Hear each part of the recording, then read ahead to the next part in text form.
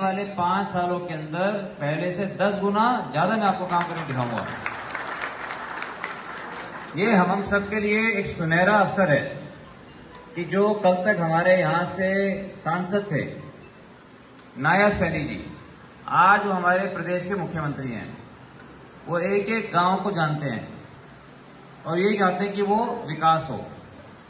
नरेंद्र मोदी जी उन्होंने संकल्प लिया कि देश को एक विकसित देश बनाना, जिसके अंदर हर वर्ग का, हमारे किसान भाइयों का, मजदूरों का, SC/BC का, माताओं का, बहनों का, बच्चों का, नौजवानों का, सबका एक उज्जवल भविष्य हो। और एक ये हमने संकल्प पत्र निकाला है कि जो सरकार करेगी उसके अलावा, वो तो स्कीमें है ही, जो सरकार करेगी उन स्कीमों को भी हम लागू करेंगे। इसके अंदर 2 मैं ट्रेनिंग सेंटर बनाऊंगा, भारत के सबसे अच्छे नहीं, 2 दुनिया के सबसे अच्छे ट्रेनिंग सेंटर सैकड़ों करोड़ रुपए लगाकर, जिसके अंदर 10,000 नौजवान हमारे बेटे बेटियां ट्रेनिंग पाएंगे। ट्रेनिंग पाकर वो बड़ी बड़ी कंपनियों में उनको रोजगार मिलेगा, वो अपने खुद के पैरों पर खड़े हो सकते हैं, विदेश जाना चाहेंगे तो विदेश भी जा पाएंगे। और बेटियों के लिए, मेरी बहुत सी यहाँ पर मेरी बहनें आई हैं, बेटियों के लिए जो बेटियां पढ़ना चाहती हैं लेकिन आर्थिक अभाव के कारण नहीं पढ़ पाती, उनको हम स्कॉलरशिप देंगे, उनको हम पढ़ाएंगे।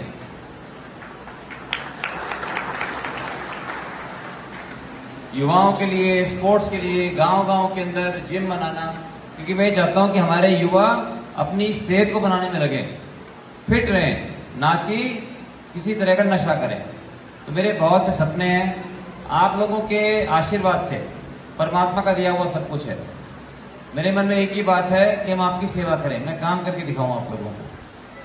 जब कोरोना के समय किस चीज की कमी हुई थी? ऑक्सीजन की, याद है आपको? ये ऑक्सीजन की कमी हो गई थी और बहुत पूरे देश के अंदर हजारों लोग मर रहे थे ऑक्सीजन की कमी के कारण। लेकिन हरियाणा में नहीं हुआ ऐसा, क्योंकि हरियाणा में हमने सोचा कि ये OP जिंदल की जन्मभूमि है और 4-4 बेटे जो सारे के सारे स्टील बनाते हैं, हम ऑक्सीजन बनाते हैं अपने प्लांटों में।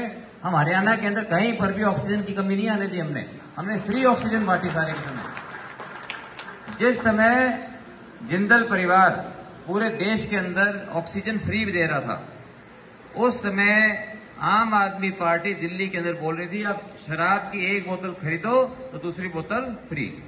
ये है, ताली बजाने की बात नहीं है, बहुत दुख की बात है।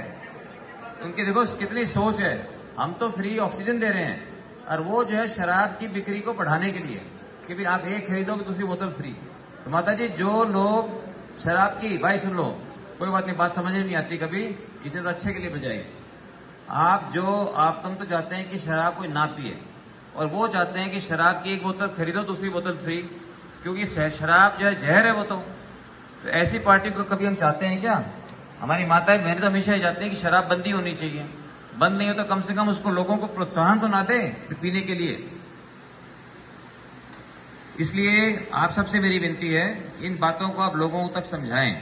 जब हम समझाएंगे, और आपको ये भी पता होगा कि उनके ऊपर एक नया, दिल्ली के लेफ्टिनेंट गवर्नर ने आम आदमी पार्टी के ऊपर एक आरोप लगाया है और कहा कि NIA से इसके ऊपर जांच होनी चाहिए कि उन्होंने आतंकी संगठनों से 125 करोड़ का चंदा लिया, आतंकी संगठनों से।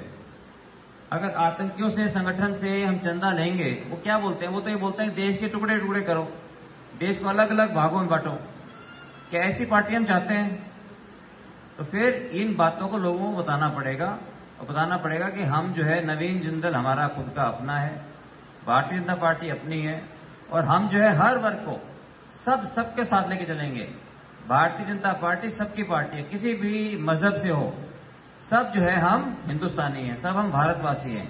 हमको सबको एकजुट होकर के हमें काम करना है, एकजुट होकर के हमें आगे बढ़ना है।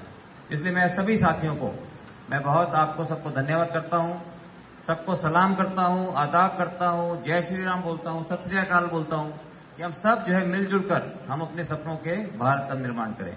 जय हिंद।